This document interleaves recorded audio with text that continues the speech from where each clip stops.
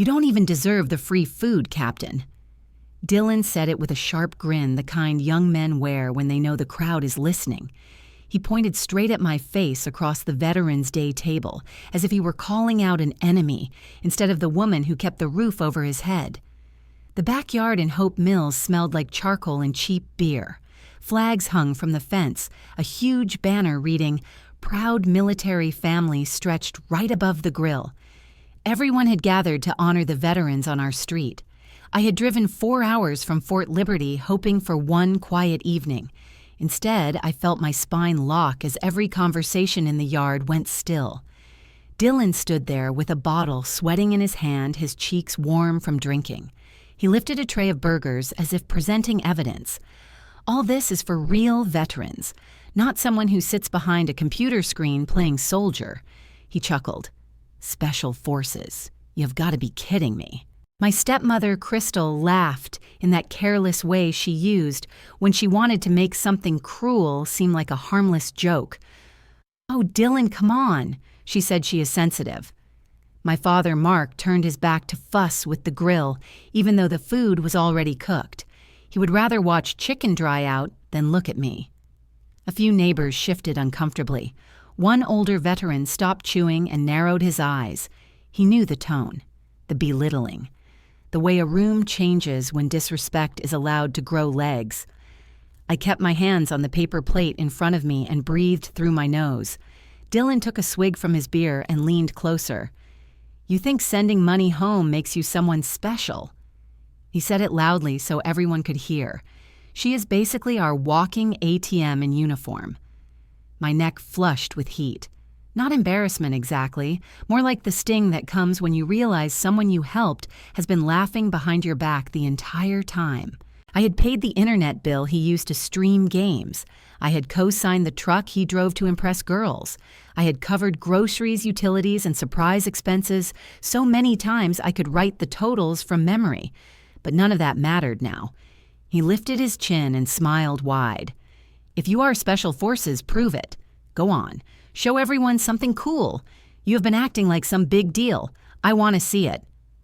Conversations died completely. Neighbors froze. A kid holding a corn dog paused mid-bite.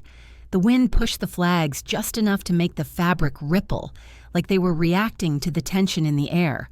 I stared at Dylan and for the first time saw him clearly, not as the boy who entered our lives when I was still grieving my mother. Not as the teenager who grew up believing everything should be handed to him. I saw a man who had never been told no. A man raised on the idea that someone else would always clean up his mess. I felt something in me settle. Not anger, not hurt. Something colder, something precise. I set my plate down slowly. Then I stood, keeping my voice low enough that only the nearest few heard the words. "Be careful what you ask me to prove." His smile faltered, just a flicker. No one else noticed. Then I turned to the rest of the yard and managed a small, polite nod. "Thank you for the meal," I said. My voice did not shake.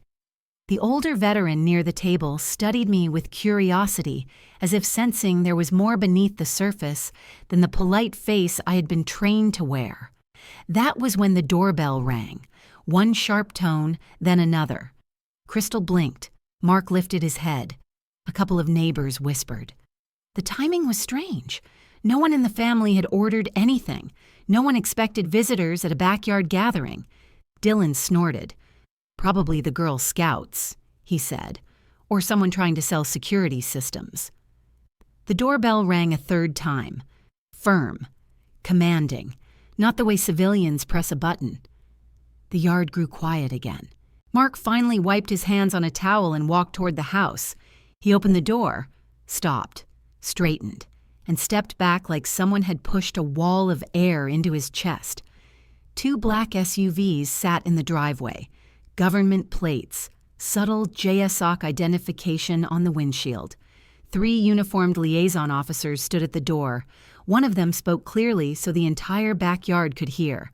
"We are looking for Captain Kara Holt, call sign Valkyrie 6.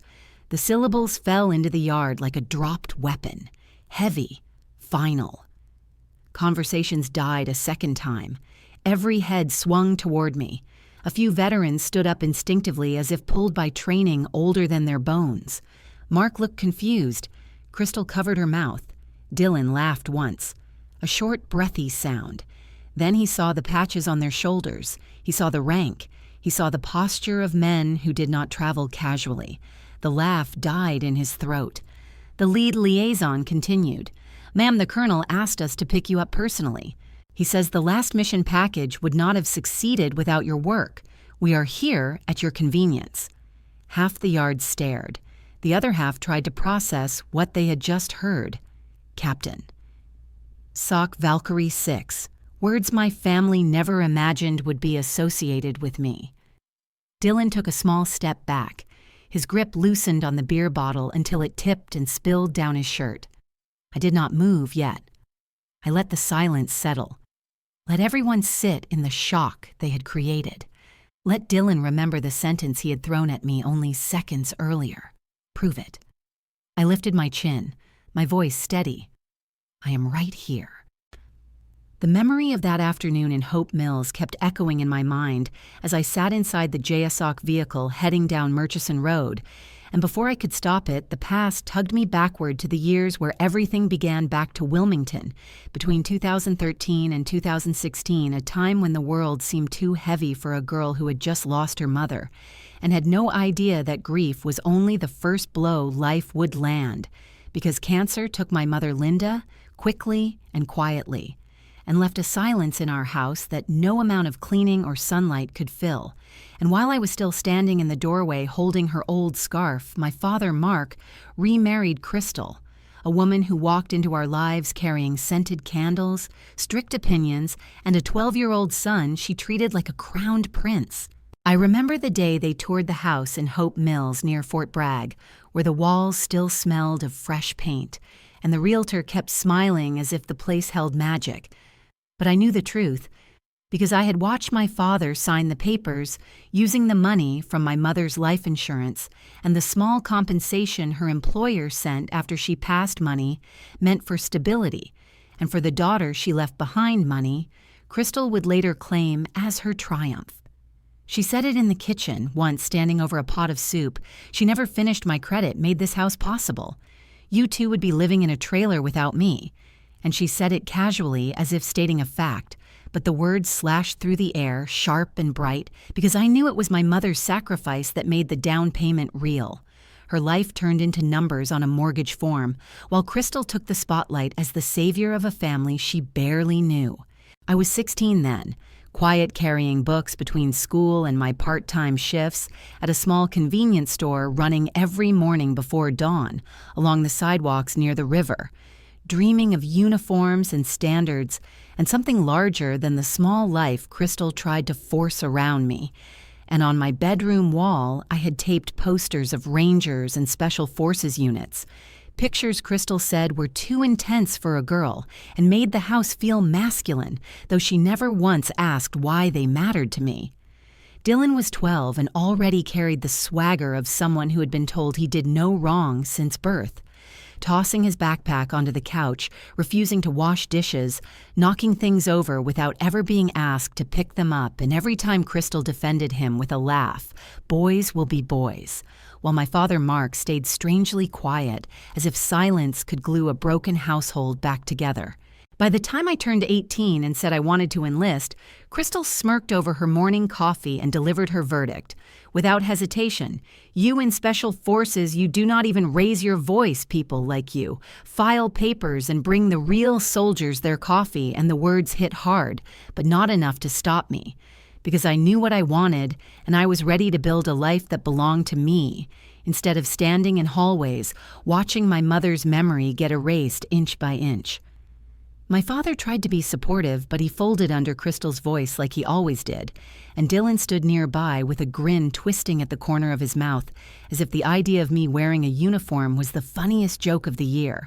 I enlisted anyway, completed basic, went to OCS, and worked my way into the intel track, earning every step with sweat and discipline that no one at home ever saw.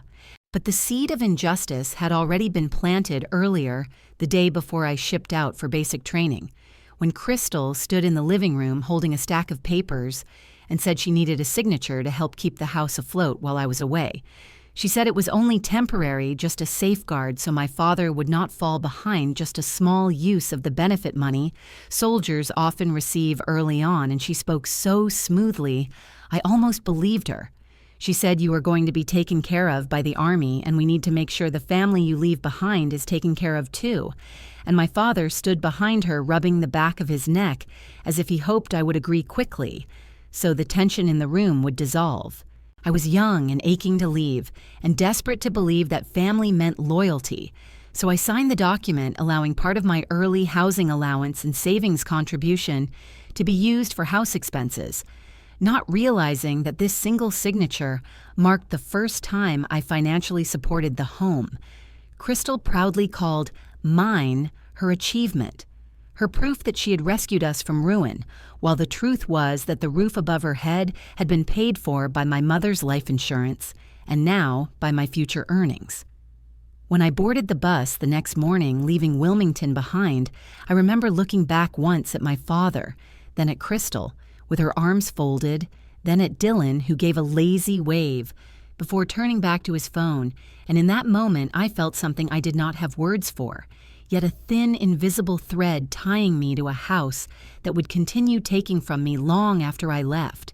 Years later, as I sat in the JSOC vehicle after that humiliating night in Hope Mills, the truth hit me fully for the first time that I had been paying for that house since the day I signed that paper, that the unfairness did not begin with Dylan's insults, but long before, when grief made me vulnerable and family used obligation as a lever. And it was then that I understood the bitter twist that the home Crystal claimed as hers had been built entirely on the sacrifices of the woman I lost and the daughter she underestimated. The years that followed felt like a different lifetime, a world so far removed from Wilmington and Hope Mills that sometimes I wondered how both realities could belong to the same person. Because between 2018 and 2022, my life stopped being defined by Crystal's cold remarks or Dylan's careless disrespect, and instead became shaped by barracks lights. At dawn, sand tables covered in markers, midnight intel briefs lit by a single projector, and the quiet pulse of responsibility that comes from knowing a team's survival depends on your eyes and judgment. After basic training, I pushed myself through OCS, finishing near the top, then received an unexpected email that redirected my entire path, an invitation to interview for an intel position working with Joint Special Operations Command, a place where soldiers do not brag because they do not need to, a place where what you produce decides whether people come home. The transition was jarring. One moment, I was a young officer figuring out how to lead without stumbling, and the next, I was sitting in a classified room, evaluating satellite patterns, examining intercepted fragments, tracing networks that hid inside the cracks of failed states, and preparing mission packages that would later be handed to Green Berets Rangers, and sometimes even SEALs. I learned quickly that intel for these missions was not academic, it was visceral.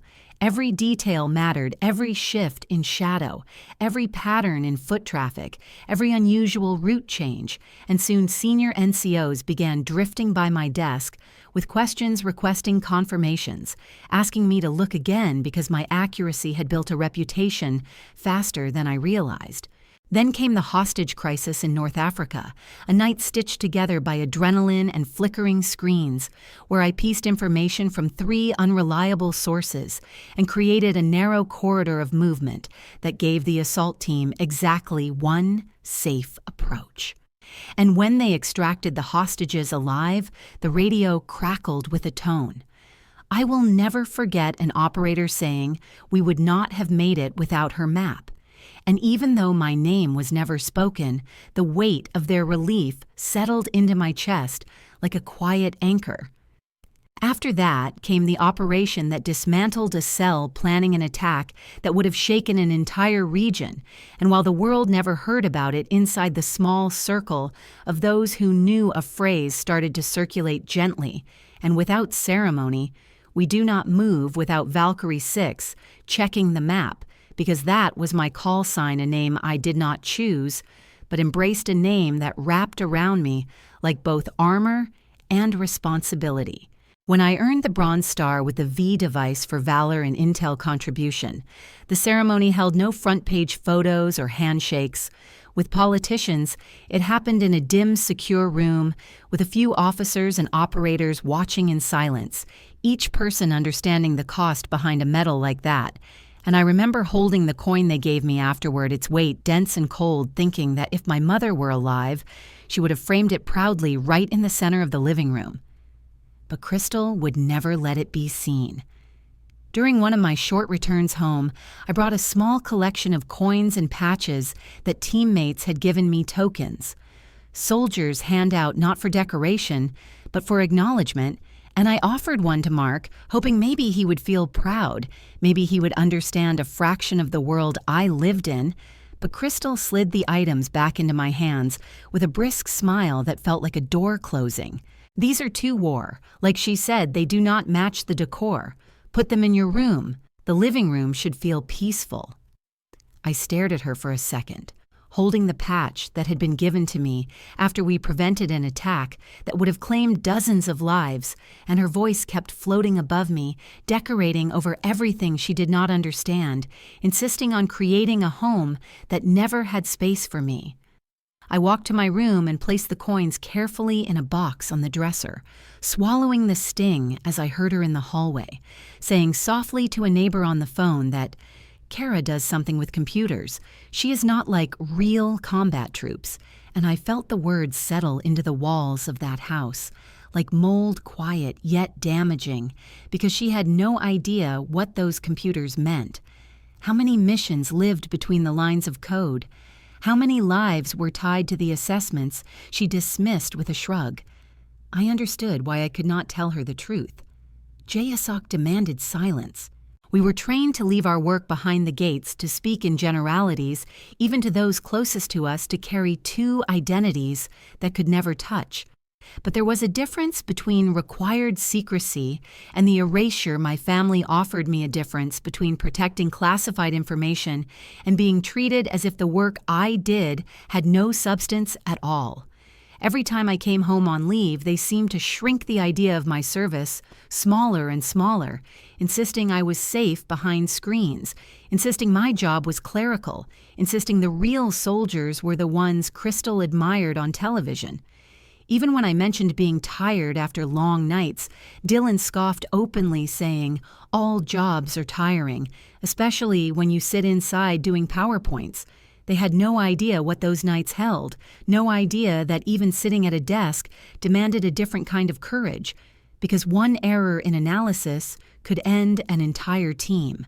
Still, I let them believe what they wanted because the rules left me no choice, and so I continued moving between two extremes in the field. I was Valkyrie 6, necessary, trusted, relied on. And at home, I was the girl who paid bills and filed papers.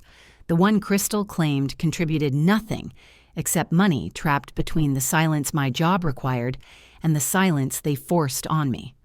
I told myself it was temporary. I told myself someday they would understand. I told myself my service did not need applause, but every time I tucked my medals and coins out of sight inside that house, I felt something deeper, forming something slow and cold and patient, the beginning of a truth I had not yet faced, that my family would never know the weight of what I carried because they had never cared to ask. The strange thing about living two separate lives is how easily one world can overshadow the other. Because while I spent my days inside secured rooms, building mission packets for teams who trusted my judgment without hesitation, every trip home reminded me that in Hope Mills, I was still the girl Crystal believed could be shaped and used as needed. So by the time 2021 settled in with its heavy southern humidity, the pattern had already formed, and the next escalation arrived disguised as a family request. Dylan had just turned 19 and had cycled through 3 short-term jobs in less than a year, drifting from warehouse work to a landscaping company to a security gig he lost in under a month. And Crystal insisted his failures had nothing to do with attitude or reliability, but with the fact that he did not have a dependable vehicle. So one afternoon when I stopped by the house on a short break, she launched into her pitch with the confidence of someone who expected immediate compliance, claiming that a new truck would finally help Dylan start life on the right foot, and that a responsible young man deserved reliable wheels. She said it smoothly while stirring a pot she was not watching, and my father Mark stood behind her rubbing his forehead as if he had already lost the argument long before I walked in. Dylan sat at the dining table scrolling through an online listing for a gleaming pickup, large enough to haul equipment he did not own with chrome features. I knew he would immediately modify the moment the keys touched his hand. And when I pointed out that trucks like that cost more than his yearly income, Crystal waved off my concern with a dismissive smile, insisting that it was time for the family to invest in his future.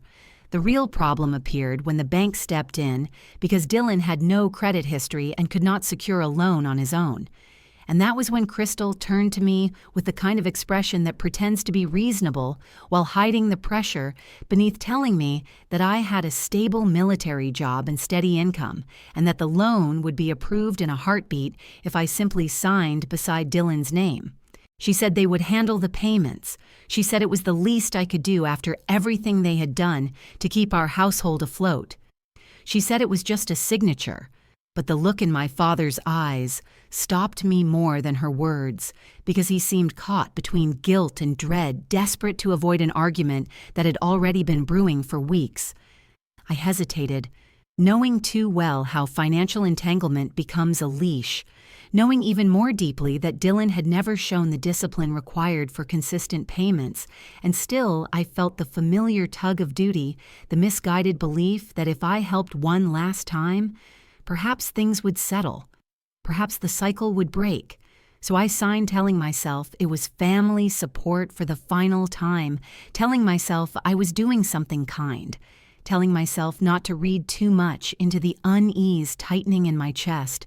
And Crystal exhaled with satisfaction, as if another piece had fallen neatly into place. Within a week, Dylan had the truck a massive pickup that towered over my old sedan, a vehicle so loud it shook the driveway when he started it, and he spent the next days attaching light bars, upgrading speakers, and sticking decals across the back window, including a large Support Our Troops sticker that glittered under the sun, despite the fact that he had never served or even considered serving, and watching him flaunt the truck, while I continued driving a beat-up sedan that rattled above 50 miles per hour carved a line inside me that I tried to ignore. Crystal praised him endlessly for looking grown, calling him responsible before he ever made a payment. And every time I visited the house, Dylan tossed the keys casually on the counter as if daring someone to challenge his new status. What he never realized was that the ownership papers had two names on them, his incomplete credit history and my signature that held the real weight. And while they celebrated the truck as the beginning of his adult life, I saw it clearly for what it was. Another financial anchor tied silently to me. That was when something in me quietly shifted. Not anger, not bitterness, but a sober clarity that made me act with precision. Because even though I signed the loan, I also made sure to keep every document associated with that truck, every page of the contract, every payment schedule, every clause about delinquency or repossession, scanning each one and storing them not in the house where Crystal liked to sort through mail, but into an encrypted drive I kept in my room on base, a place no one could access and no one knew about. It was a tiny act, almost unnoticeable, and no one in that house suspected a thing because they never imagined I would protect myself. Never imagined I would plan for the moment when their carelessness became too heavy to carry. And every time Dylan revved the engine loudly just to announce his arrival in the neighborhood, I felt a steady calm settle inside me, a calm formed by preparation.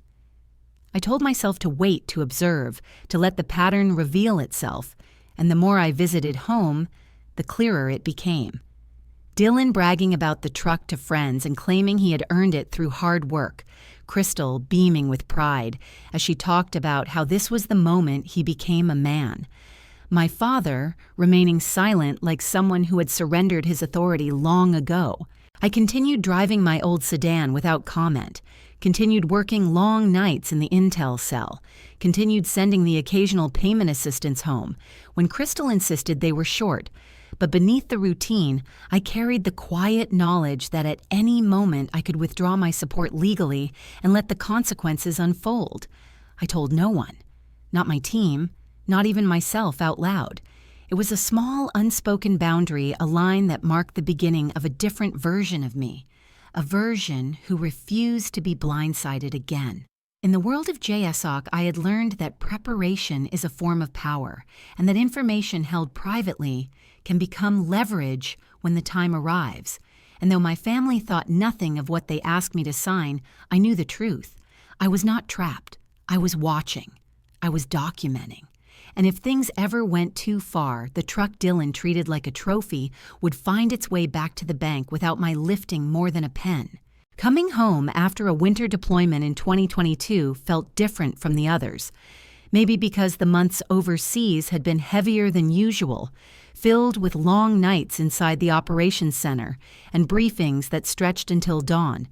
Maybe because exhaustion had settled into my bones in a way that made me crave something simple, like a warm meal or the steady comfort of my father's arms. So while the JSOC vehicle drove me toward Hope Mills, I let myself imagine walking through the door and hearing someone say they were glad I made it back. But the moment I stepped out of the car and saw the house, those small hopes evaporated like breath on cold glass. Draped across the porch railing was a giant banner in loud red and blue letters, shouting congratulations to Dylan for his new job and his new truck, the words stretching across the entrance like a victory flag, and tucked awkwardly in the corner of the porch was a single sheet of printer paper, crooked and fading in the sun with the phrase, "Welcome back, Kara," typed in a font so weak it looked like a forgotten school assignment. And for a moment, I stood there, unable to move, because the message was so clear. The celebration belonged to one person, and it was not me. I carried my duffel through the door, hoping I had misread the tone. But inside the house, the decorations continued in the same pattern, small signs of pride for Dylan, taped everywhere, confetti left from a party held while I was flying home, and in the kitchen, Crystal hurried around preparing a late dinner, her voice bright and rehearsed as she said, "Oh, Kara, you are early. I almost forgot you were arriving tonight," and I nodded quietly because I did not trust myself to respond. At the table, Dylan sat with two friends laughing loudly as he described his new job stocking shelves at a hardware store, and when he saw me, he waved casually, barely lifting his hand, then immediately returned to his story about how his mother and father had helped him build his life and how the truck had changed everything for him. One of his friends turned politely and asked what I did in the Army, but before I could finish the first syllable, Dylan cut in with the confidence of someone who never imagined he might be wrong, saying, "She clicks things. The guys who do the real stuff get the cool medals," and the boys laughed as they reached for their drinks, their laughter bouncing off walls that once held pictures of my mother. I held on to my breath, counting silently, reminding myself that responding with anger would only feed their ignorance. So instead, I opened my duffel and passed around the small gifts I always brought from deployments, a patch from my unit, a coin representing our team, a simple shirt from Fort Liberty, and Crystal accepted hers with a thin smile before setting it aside and announcing that we should not hang anything too warlike in the living room, because it made the house feel tense, and I swallowed the sting of her dismissal and placed the rest of the items back inside my bag. Dinner passed in a blur of half-finished stories and careless remarks, and at one point I stepped into the hallway to breathe.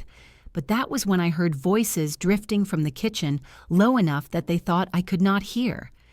Dylan was speaking again, bragging to his friends about how lucky the family was to have someone like me who could send money every month, saying, "Yeah, she wires money home.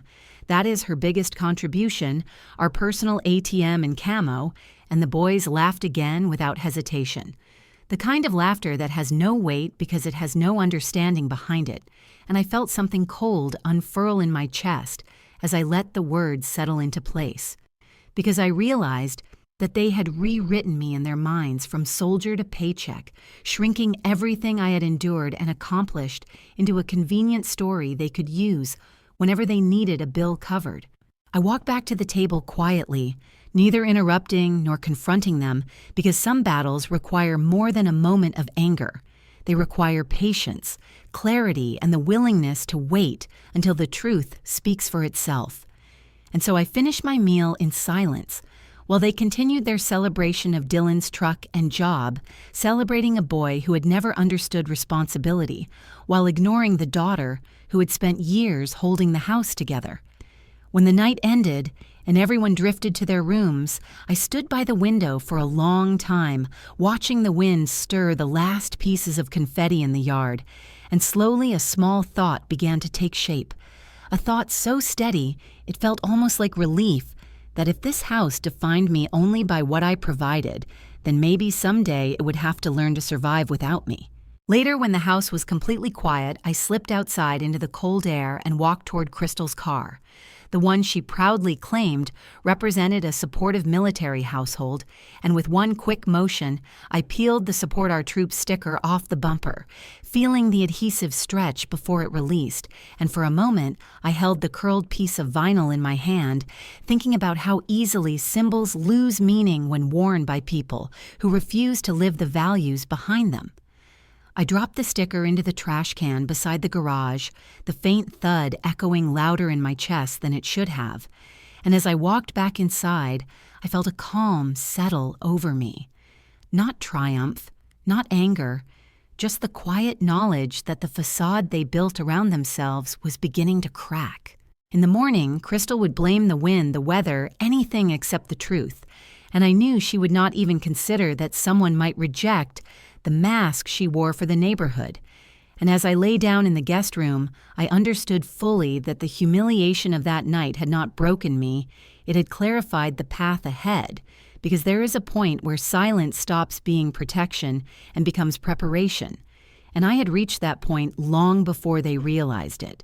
Crystal's voice became a kind of background noise in the house, a steady chant that always circled back to the same message without us. You would have nowhere to come back to. You are lucky. This house is here, Kara. And every time she said it, she paused as if expecting applause, as if reminding me of a debt I never agreed to carry. And I learned to keep my face still because responding only fed her sense of authority. Yet the words always slid under my skin and stayed there long after the conversations ended, creating a pressure I could never fully shake. Reality was quieter and much harsher, because month after month I was the one paying for most of the electricity and the internet.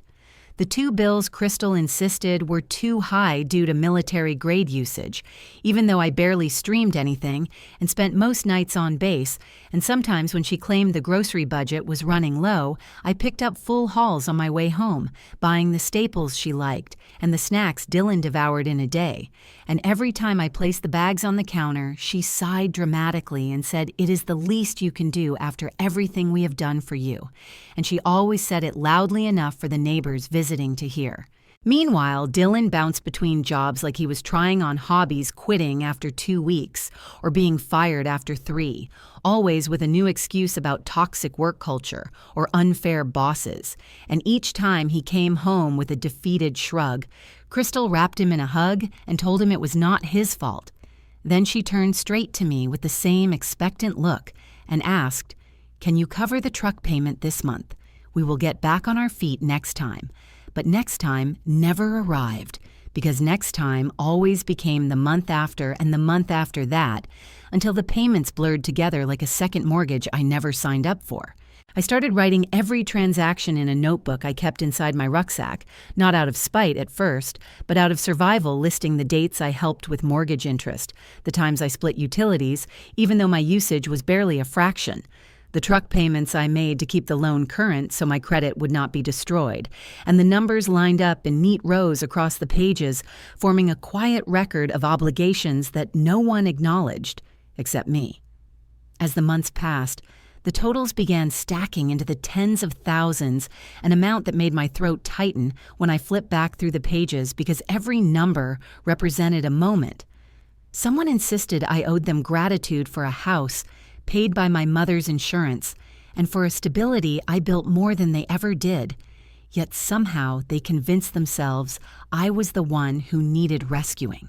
One afternoon on base during a mandatory financial readiness briefing, held in a classroom that smelled like old textbooks and burnt coffee, the instructor pulled up a slide labeled Common Financial Traps for Service Members, and the examples hit me harder than any mission debrief, because the list detailed families that used a soldier's steady income to carry household expenses while belittling their service parents who pressured enlisted members into co-signing loans. They had no intention of paying relatives who leaned on BAH as if it were a permanent entitlement, and as I stared at the bullet points, I felt a slow throb of recognition spread through my chest, because I was not reading about strangers. I was reading about my life printed on a government-issued slide. The instructor spoke calmly about predatory dependence and how service members often confuse loyalty with financial exploitation. And he said sometimes the people closest to you benefit most from pretending you owe them. And as the room fell into a thoughtful silence, I sat perfectly still, letting the truth rearrange everything I thought I understood about family. When the briefing ended, I stayed in my seat for a moment, the fluorescent lights buzzing above me, while a question formed with an intensity I had never let myself consider. Before, what would happen if I stopped? What would happen if the payments suddenly disappeared? What would they do without the safety net I never agreed to become? And I realized that the house they claimed I owed them depended on my silence and my fear. The thought startled me with how logical it felt, how simple the shift could be, because they had built this financial cage around me brick by brick and disguised it as love and obligation. But cages can be opened from the inside, and the numbers in my notebook had turned into keys I did not know I was forging. As I walked back to the operations building, the air felt different, clearer somehow. And with every step, the question repeated itself in a steady rhythm. What if I stop? And the more I allowed myself to imagine that possibility, the less guilty I felt, because a burden you never agreed to carry is not your responsibility to maintain, no matter how many times someone insists it is your duty. The banner outside our house said, "Support our troops," but inside those walls, it was just decoration. A phrase Crystal liked to display when it suited her, something she could point to in photos, while the reality of how she treated me told another story, because on every holiday when the neighborhood gathered, she was the first to mention having a daughter in the military, the first to wave me over for a photo so she could stand in the middle with her arm around my shoulder, smiling as if she had personally carried me through every hardship. Then later, she would post the pictures with captions about sacrifice and pride, collecting praise from friends who called her a strong military mom. And all the while, she never asked what it meant to wear that uniform when no one was looking. On ordinary days without flags or cameras, I was not a daughter she respected or a soldier she honored. I was the one who took out the trash, fixed the router, picked up groceries after long shifts, and quietly covered whatever bill had slipped through the cracks. And when I suggested that chores be shared or expenses handled differently, Crystal reminded me that I was lucky to have a place to stay, that this house gave me somewhere to land between assignments, as if I had not been the one paying to keep the lights on more months than she cared to count. Dylan followed her script so completely he did not even know it was a script, because whenever my job came up, he would shrug and say, "The Army pays her to sit safely. Real risk is not her thing," and he said it in front of anyone who would listen, laughing like it was a harmless joke, while I sat there feeling the weight of missions pressing against my ribs, knowing the only reason I could not correct him was because the line between classified work and personal pride kept my mouth closed. The worst nights were the ones when exhaustion wrapped around me like a wet blanket when I left the base after a string of late briefs and drove back to Hope Mills, because my father said he missed me hoping for one quiet evening, only to walk into my old room and find my world rearranged like the night I came home, and found Dylan in my chair with his feet on my bed, using my laptop that I had unlocked briefly to check email, now streaming a movie with the volume high enough that the dialogue echoed down the hallway. And when I told him to log off, he rolled his eyes and said, "Relax. It is not like you are using it." I looked around and saw that half of my belongings had been shoved into one corner, boxes stacked where my framed photos used to stand my neatly made bed, now rumpled with an extra blanket and a sleeping bag rolled out beside it. And Crystal called from the hallway that she had moved a few things so Dylan could have his friends stay over until he got settled, assuring me it was temporary, that family shares space, as if my room had never been mine. Something in me snapped that night, not loudly or dramatically, but in a quiet way that does not reverse once it sets, and I told Dylan to get out of my room, told him to move his things back to the guest space or the couch, anywhere but here, because this room and the few items inside it were the only pieces of my life I had tried to keep separate from the rest of the house. He stood up slowly and closed the distance between us, not touching but planting his hand on the doorframe so the wood rattled, leaning in with that familiar smirk turned sour. And he said, "This house is not yours. My mom made this home. You are a guest with a paycheck, nothing more." The words landing with deliberate force. And for a moment, the air between us felt as strained as any briefing gone wrong, because he was not just repeating Crystal. Now he was revealing how he had always seen me. My father Mark appeared at the end of the hall, drawn by raised voices, and I looked at him with a silent plea that he would finally say something, that he would tell Dylan to step back and remind him that respect was not optional. But Mark only raised his hands in that tired peacekeeping gesture I knew too well and said, "Let us just keep the peace. No need to argue, we are family," the same phrase he used every time the truth tried to surface. And in that moment, I felt the last pieces of illusion fall away, because if he was unwilling to stand up now, he never would.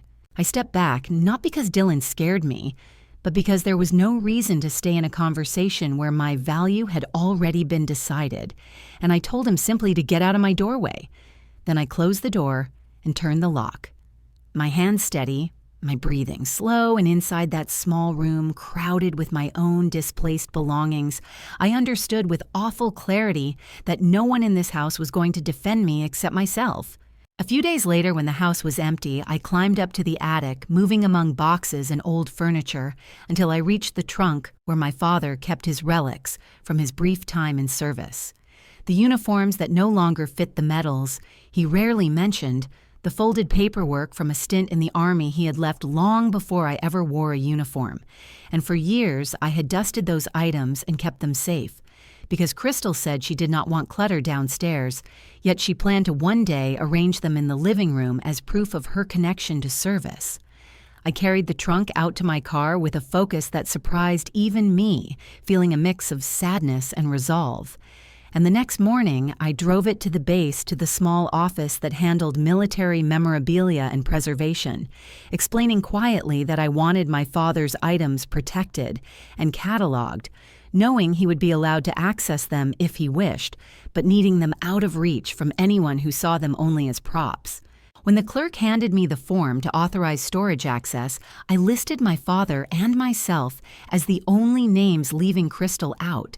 And as I signed, I felt a low wave of relief roll through me, a mini revenge that no one back home would notice until the day she tried to build her perfect display and found the trunk missing, learned that the symbols she wanted to parade in front of guests were now in a place she could not touch without permission. It was a small boundary in a house full of large injustices, but as I walked back across the parking lot and saw rows of real uniforms moving with purpose, I realized that drawing lines, even quiet ones, was another way of saying I belong to myself more than I belong to the story they tell about me. I walked into the backyard on Veterans Day with the tightness from the night before, still sitting in my chest, the echo of Dylan slamming his hand on my door frame, lingering like a bruise in the air. And even though the sky above Hope Mills was clear and sharp, the way November evenings always felt in North Carolina, I knew this gathering would not be a celebration for me. Not in this house where every uniform detail of my life was either an inconvenience or a joke, and I felt the weight of it before I even reached the patio where the folding chairs had been arranged in a circle, and the grill smoke drifted lazily upward, while neighbors, old vets, and family friends settled in with paper plates and warm smiles, the kind they reserved for people they believed had truly served, which in their minds had never included me. The first thing I saw was Crystal adjusting her hair and waving to people as if she were some honored matriarch of a military clan, while Mark fiddled with the grill again, pretending not to notice me, and Dylan stood near the cooler with two of his friends already, red-faced from beer and laughter, leaning back like he owned the place, and pausing just enough to let his gaze slide over me in a challenge that made my stomach drop, and I knew he had not forgotten. Last night, knew that he wanted a round two with an audience. The neighborhood vet, who usually acted as an informal host, cleared his throat and started telling an old story about his deployment in the 90s, and everyone listened with polite attention, while the sun dipped lower, and the solar lights around the fence flicked on, casting a pale glow that made the flags hanging from the deck railing shimmer.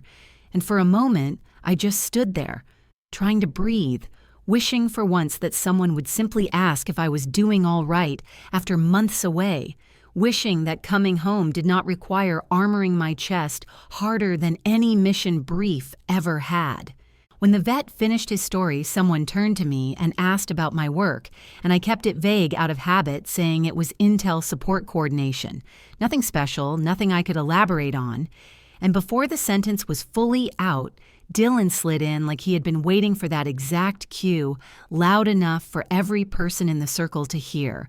As he said, she makes PowerPoints for guys who actually do the work, and the group gave that uncomfortable half laugh people use when they are not sure if the speaker is joking or just mean.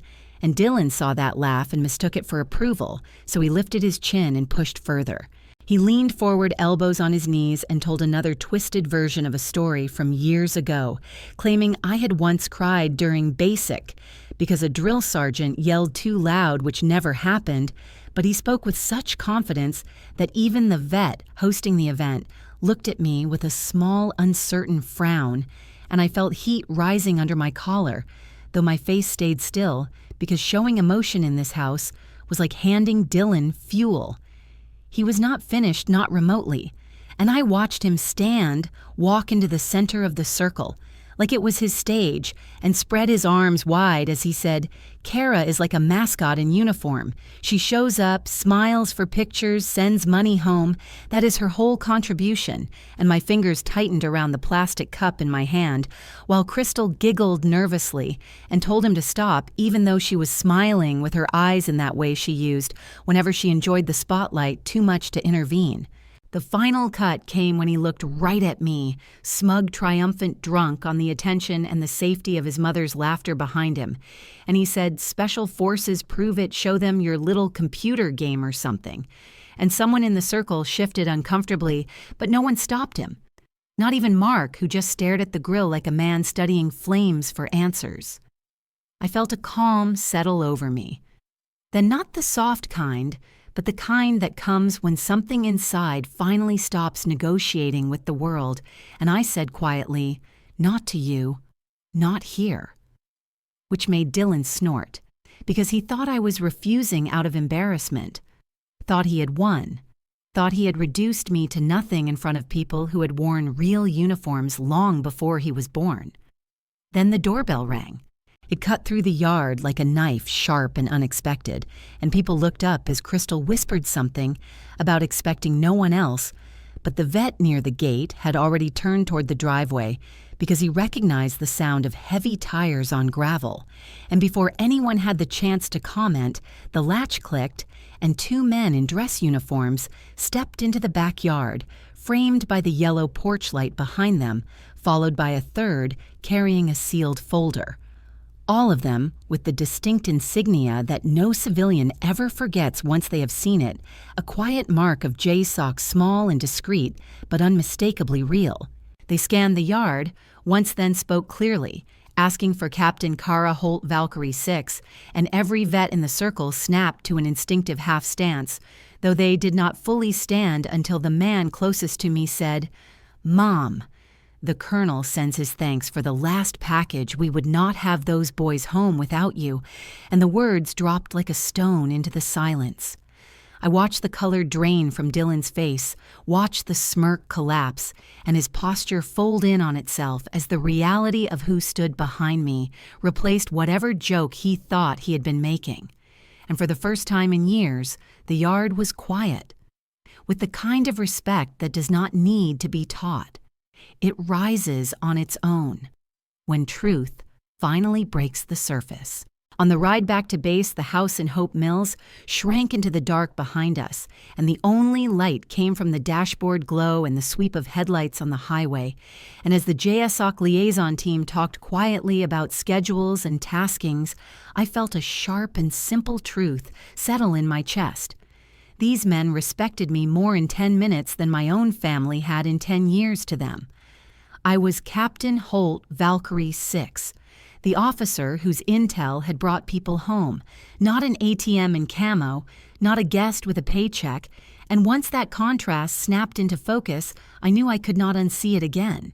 I stared out the window at the trees rushing by and realized how long I had been living under a lie, acting as if I owed that house something sacred, as if covering their mortgage and truck payments and utilities was some unspoken duty carved into my rank, when the truth was uglier and simpler. My mother's insurance and my paychecks had built their comfort, and they had rewritten that as generosity on their part, until even I started to believe it. By the time we rolled through the base gate and the MPs waved us in, I had already made the first decision I would stop treating my life like a pipeline, feeding a place that humiliated me, and I would do it clean, legal, and final, the way I would execute any mission that mattered. Dawn came flat and pale over the parade field, and instead of heading to the gym or the intel cell, I walked into the JAG office and sat across from an Army lawyer who looked only mildly surprised when I laid out my situation with the same clipped clarity I used in a briefing.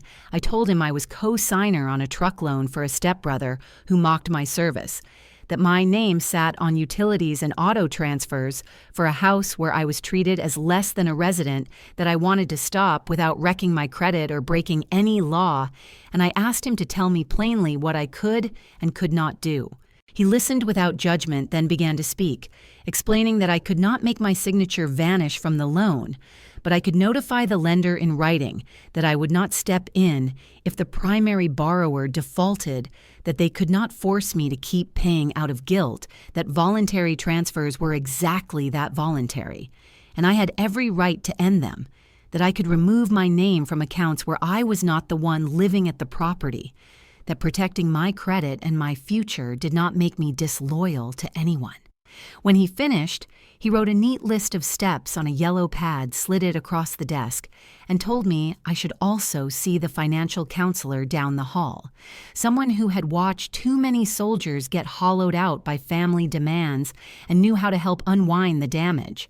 The counselor was a civilian woman with gray hair pulled back and a steady, kind gaze, and when I spread my notebook and printed statements on her desk, the way I might spread maps and photos before a mission, she did not gasp or scold. She simply picked up a pen and started adding line after line, year after year. Truck payments here, mortgage boosts there, utilities, groceries, emergency transfers that had never been repaid. And as the total climbed, her brows drew together in a way that had nothing to do with judgment and everything to do with concern. When she finally circled the number, she said quietly that I was looking at enough money to have paid for a small condo several times over, and hearing it put, that plainly knocked the breath from my lungs more than any drill sergeant ever had, because in that moment, I could no longer pretend this was just what good daughters did. It was not kindness anymore. It was a financial cage I had been reinforcing from the inside. That night, back in my BOQ room, I laid my notebook on the desk and copied the total onto a clean page. Then under it, I wrote the steps JAG and the counselor had given me. And when I reached the bottom, I added one more line in smaller letters. I am done paying for people who refuse to see me, and saying the words out loud in the quiet felt like giving myself an order. A quiet yes, directed inward instead of outward for the first time in years. The next week, I went to housing and moved my BAH off the Hope Mills address, stopping the fiction that their mortgage was somehow linked to my duty, and I signed a lease on a small one-bedroom apartment in Fayetteville.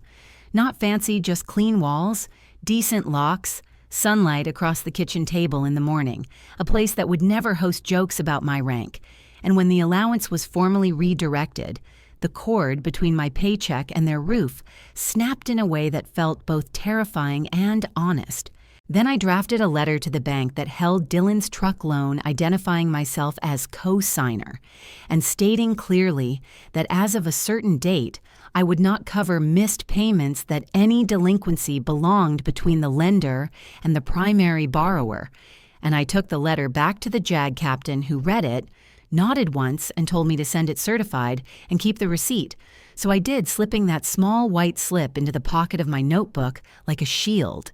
After that, I went down the list of everything tied to that house in my name, calling the electric company, the internet provider, the phone carrier, patiently working through hold music and scripted greetings, as I removed myself from each account, canceling where I was the only holder, transferring where they needed another name, writing down confirmation numbers as if they were call signs.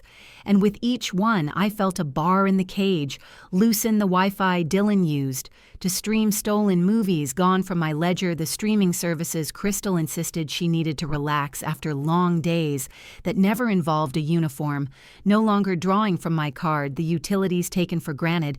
Every time she told me I should be grateful the house existed, no longer connected to my social. The last step was the quietest and the most final, and no one in that house knew enough to imagine it, because for years they had moved through life with the unspoken assumption that if anything happened to me in some far desert or city street, if a mission went sideways in a way no intel could predict, the insurance and benefits attached to my name would drift back to them as one more unearned cushion. But sitting in the personnel office with my file open on the screen, I understood I could change that trajectory too. I asked the clerk to pull up my SGLI and the listed beneficiaries on my savings and retirement accounts. Then I removed the vague family household designation and replaced it with a simple trust for the young daughter of a teammate who had not come home 2 years ago, a little girl who mailed crayon drawings to our unit and who would never roll her eyes at the word deployment. And when the clerk looked at me and asked if I was sure, I heard my own voice answer yes, with a steadiness that surprised neither of us. Walking out into the bright Carolina sun afterward, I felt lighter and sharper at the same time, because by then I had done it. I had pulled every major plug that kept that house humming off my life. And even though they still believed they were entitled to whatever I earned, maybe even to whatever would be paid if my story ended in a way none of us wanted, the truth had already shifted out of their reach, and for the first time it was my future, not their comfort, that my decisions protected. The first signs of fallout drifted toward me like faint smoke from a fire I had already walked away from, subtle at first, then sharp enough to cut, and I knew exactly when the moment hit them, because my phone buzzed on a Tuesday morning while I was walking across the motor pool toward the Intel building, the November air cool and clear, my mind steady for once.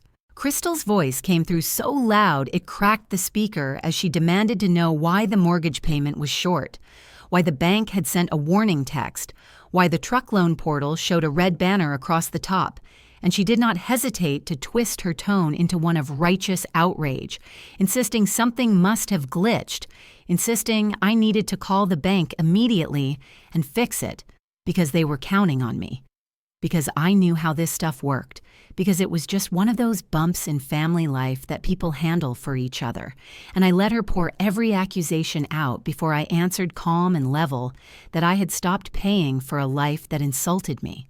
There was a long pause where I could hear her breathing hard. Then she launched into a dramatic tirade about everything she had sacrificed for me, about the home she kept open for me, about the ways she believed she had uplifted my life when I had come from nothing.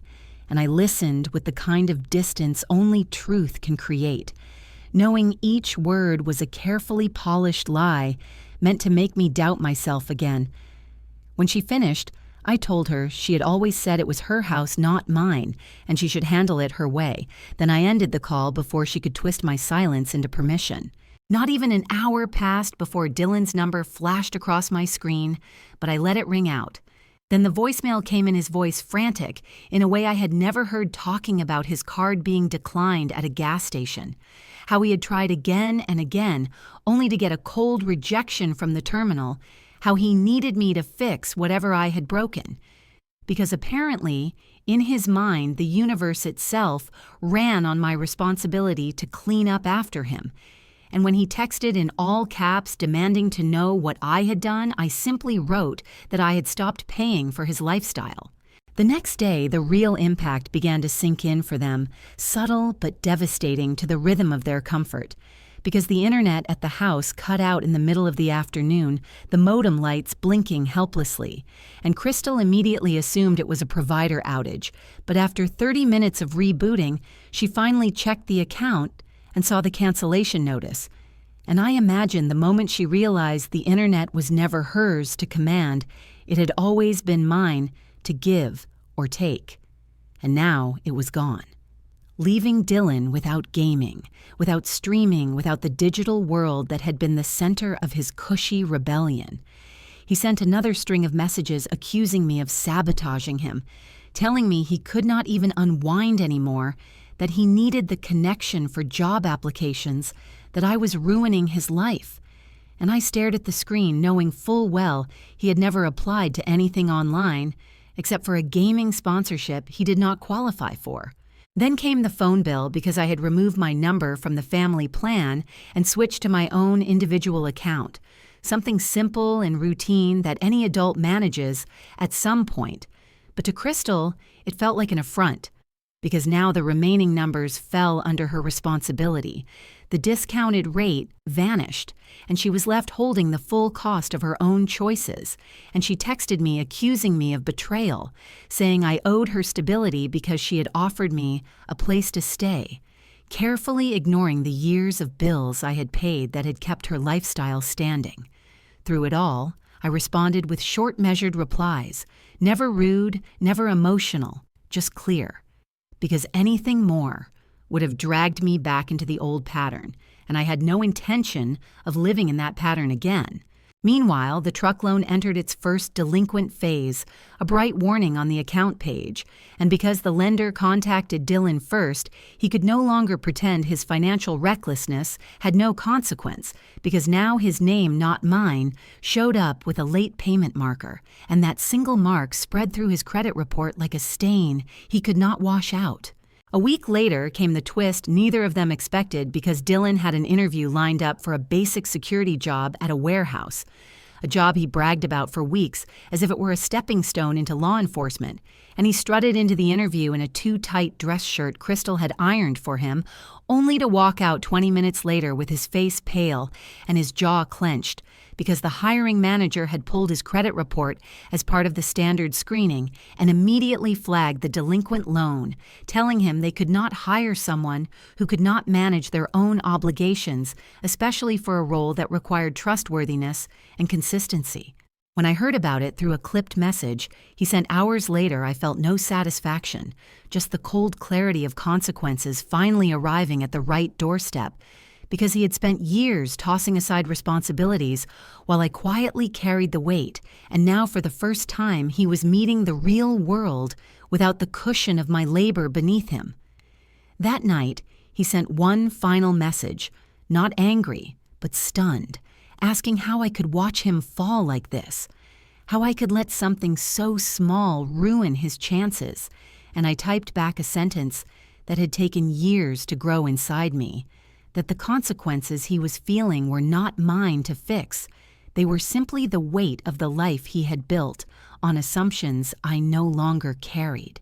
Then I put my phone face down on the table in my quiet Fayetteville apartment, listening to the soft hum of my own space, my own bills, my own life.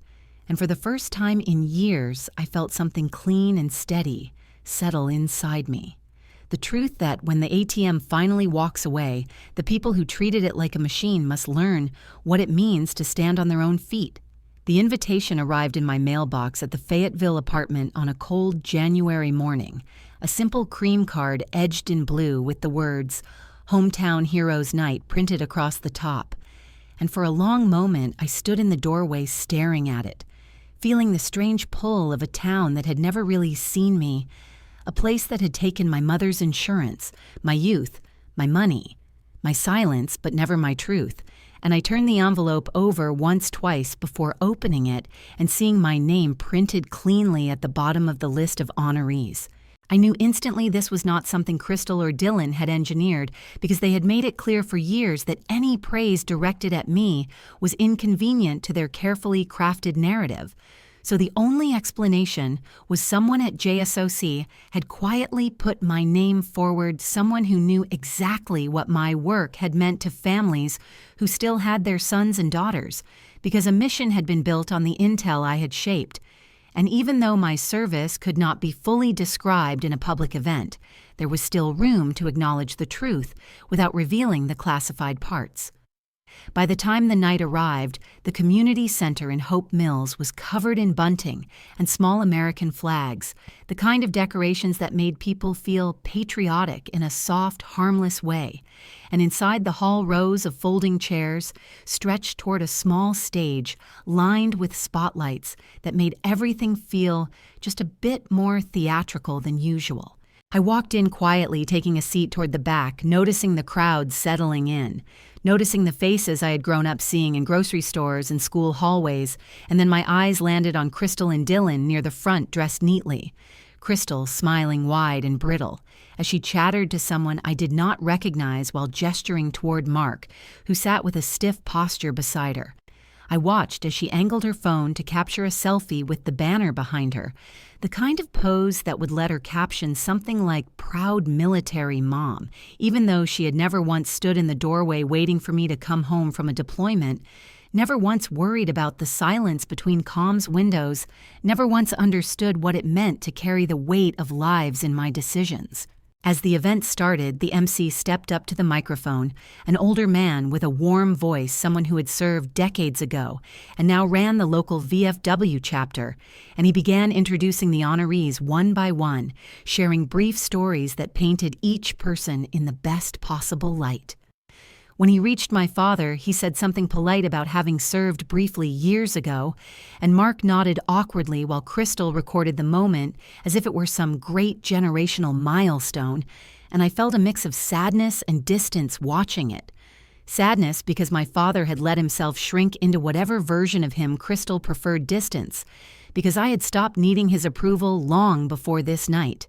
Then the MC turned a page on his notes, and his tone shifted subtly, respectful and measured, and he said there was someone in the room whose work could not be fully described due to the nature of her duties, but whose impact was known across units that rarely spoke openly about anything, and the audience quieted curiosity, pulling their attention forward.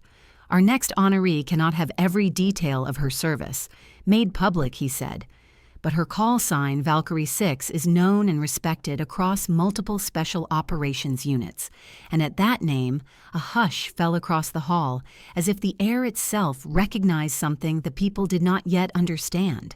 He continued saying she had helped bring fathers, mothers, sons, and daughters home alive, and that tonight the community wanted to acknowledge her work.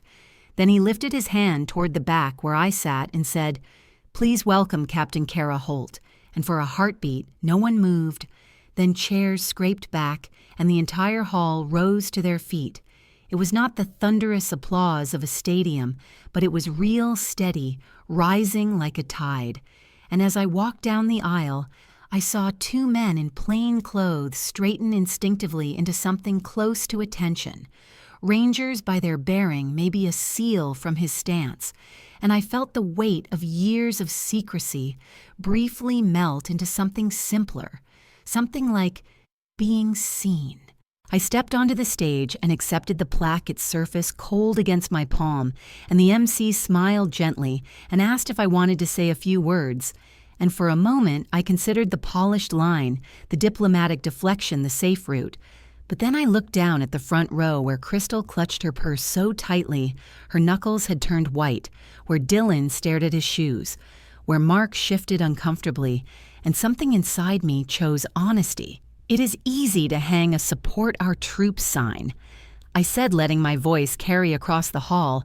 It is harder to support the troop at your own table when you decide she is not enough for you, and the room went completely silent, the kind of silence that reveals truth more sharply than any applause. I let the moment breathe, then stepped back, and somewhere in the middle of the hall, a single person began to clap slow and steady. Then another joined, then another, until the entire room broke open into applause again. Louder this time, not performative but genuine, and I felt something inside me settle that had been restless for years. After the event, people came up to shake my hand, ask gentle questions, thank me in ways that made my throat tight. But the sharpest moment came when I stepped toward the exit and an older woman from our street intercepted Crystal with a bright smile saying, "I had no idea Kara did all that. While paying your bills, you must be very proud." And the look on Crystal's face in that instant was something I will never forget, a tight flicker of shock, shame, and realization, because she knew those words were not praise, but a mirror, and the truth staring back from it was one she had spent years refusing to see. The notice came in early spring, a thin envelope with a bank logo printed across the top, and although it was addressed to the Hope Mills house, it found its way to me through a photo Dylan sent in. A panic, the paper crumpled at the edges, as if someone had crushed it in their fist before thinking to take a picture, and the caption simply read, "What did you do?" I did not answer because the question was not mine to carry anymore, so I set my phone aside and went on with my day briefing. My team, reviewing a mission package, eating lunch in the quiet hum of the BOQ dining area, letting the weight of their unraveling settle exactly where it belonged. 2 days later, another message came, this time from Mark, short and frantic, saying the bank had issued a pre-foreclosure warning that they were behind more than he had realized that he needed to talk, and I read it without emotion, because for the first time in years, their emergencies were not my emergencies. When they finally showed up, it was a gray Saturday morning, the kind where the clouds hang low enough to make the entire world feel heavy. And I heard the knock on my apartment door as I was folding laundry, the steady rap that carried more desperation than force. And when I opened it, the three of them stood there in a tableau of collapse I could never have imagined a year earlier.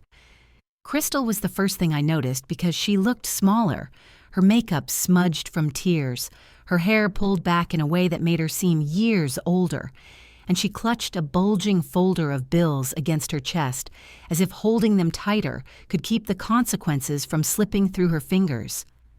Mark stood behind her with his hands shoved in his pockets, shoulders hunched, eyes darting anywhere except to mine, and Dylan lingered in the back.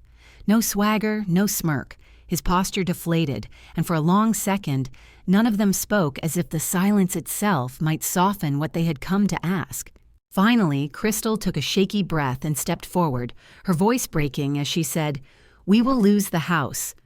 The bank is giving us one last window we need to refinance, and they will only approve it if someone with strong credit co-signs again. Please, Kara, just sign one more time, please."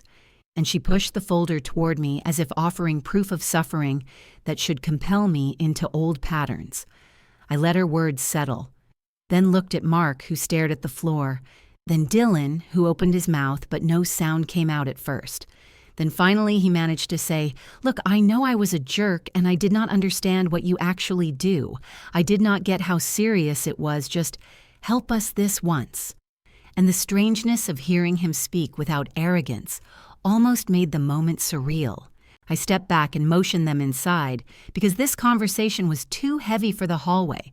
And once they were standing in my small living room, surrounded by the calm order of a life I had built for myself, I let them lay everything out, the overdue amounts, the accumulated bills, the loan notices, the pleas, the panic, and through it all, I stayed quiet, not out of coldness, but because I wanted them to hear themselves, without my interruptions, providing escape routes. When they finally fell silent, the room felt hollow, the way a house feels after someone moves out, and I said softly, "You told me this house was never mine. You told me I was the guest with a paycheck, and now I finally believe you." Then I crossed the room to my closet and pulled down a thick folder I had kept tucked away for months, a folder filled with every payment receipt, every transfer record, every bill I had covered for that house over 6 years. I set it on the coffee table between us, the sound of it landing sharper than any accusation, and I opened it so they could see the pages inside. Then I said, "I already paid for this house more than once. This is my receipt for walking away." Crystal stared at the documents as if they were written in a language she had never seen, her lips trembling, her eyes flicking from one line to the next in disbelief, because she had never expected the truth to be so tangible, so organized, so undeniable, and for once, she had no story to spin, no version of reality that could overwrite what the paper showed. Mark sank onto the edge of the couch, rubbing his forehead with both hands, as if trying to push back a headache that had been building for years, and Dylan just stood there, his face pale, his jaw tight, the weight of the consequences finally drawing a straight line between his choices and the outcome he now faced. I closed the folder gently because there was nothing more it needed to say. Then I looked at all three of them and said, "I will not sign anything, not one more document, not one more promise, not one more bailout. But if you want my advice, I will give it to you. Cleanly sell the house, pay your debts, start smaller. It is the only honest way now, and the only path that does not rely on someone else's sacrifice." Crystal recoiled slightly as if the suggestion itself were an attack, because selling the house meant relinquishing the last symbol of the narrative. She'd spent a decade constructing the narrative, where she saved our family and built a home through her own virtue. And now she had to face the truth that letting it go would expose how fragile that story had always been. Dylan swallowed hard, and in that moment I realized he understood something deeper than his mother did. He saw that the offer I had given was not about money, but about integrity, that this was the last kindness they would receive from me, not because I owed it, but because honesty was the cleanest exit I could give. None of them spoke as they gathered their folder and stepped toward the door, the weight of the decision hanging heavy between us, and when the door closed behind them, the apartment felt brighter, quieter, truer. And for the first time in my life, I did not feel guilty for choosing myself.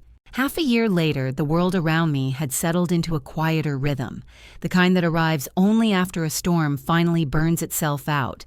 And the first sign that life had shifted for good was the photo Mark sent of the Hope Mills house, emptied of everything personal.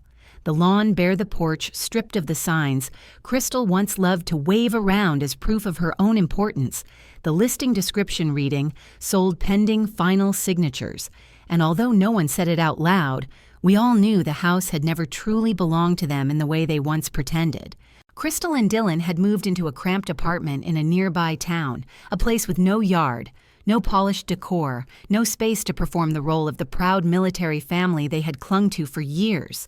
And when I pictured Crystal walking up the narrow stairs carrying grocery bags, she had to pay for herself. Now I felt no satisfaction, only a strange, calm acceptance that consequences were simply returning to their rightful owners. Meanwhile, my own life near Fort Liberty had become small and intentional.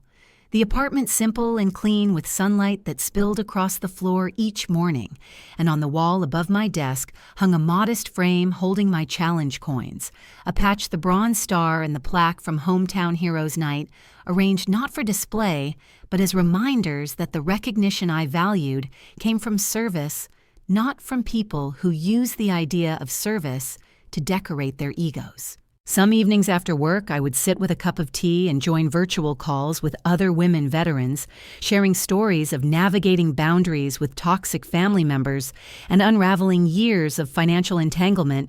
And every time someone said, I thought I owed them everything, until I realized I owed myself more. I felt something inside me ease just a little further.